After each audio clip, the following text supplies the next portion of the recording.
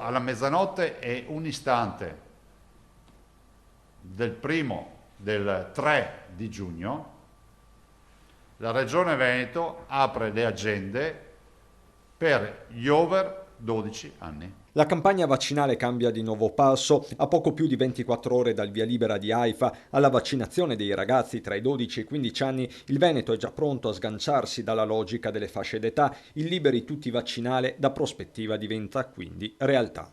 A me sembra una giornata storica, perché vuol dire aver chiuso il giro di tutti i veneti, di tutte le fasce d'età, di tutte le categorie, perché con questo si impone la parola fine. La dimensione della svolta sta nei numeri. Da vaccinare dai 12 ai 39 anni ce ne restano 1.286.000. Certo, essenziali diventano la tempistica e l'effettività delle consegne, con il Veneto che dovrebbe ricevere nel mese di giugno 1.352.000 dosi, secondo le cifre comunicate dal commissario Figliuolo, chiamato però a sciogliere un altro nodo, quello della somministrazione di AstraZeneca e Johnson & Johnson anche agli under 60, tema sollecitato dallo stesso Zaia. AstraZeneca e Johnson & Johnson, per capirci, finite le seconde dosi, scandisco bene, e finite le richieste degli over 60, per noi diventano un problema, perché rischiano solo di restare a magazzino. Più in generale il tema del rispetto delle forniture è inciso nella campagna vaccinale. Rispetto alle previsioni il Veneto ha ricevuto il 30% di dosi in meno. Se non abbiamo fatto, come si può dire, spianato tutte le armi che avevamo a disposizione, perché non avevamo munizioni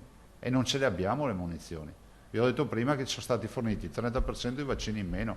Non è colpa di Figliolo, è colpa dell'Europa, del contratto che non c'è, è dai tempi di Arcuri che ci trasciniamo sta rogna. Programmazione che diventa essenziale in vista della ormai assodata, seppure non ufficiale, terza dose. A mio avviso ci sarà. Chiamatela la terza vaccinazione, chiamatelo richiamo o chiamatela vaccinazione da fare, ma ci sarà.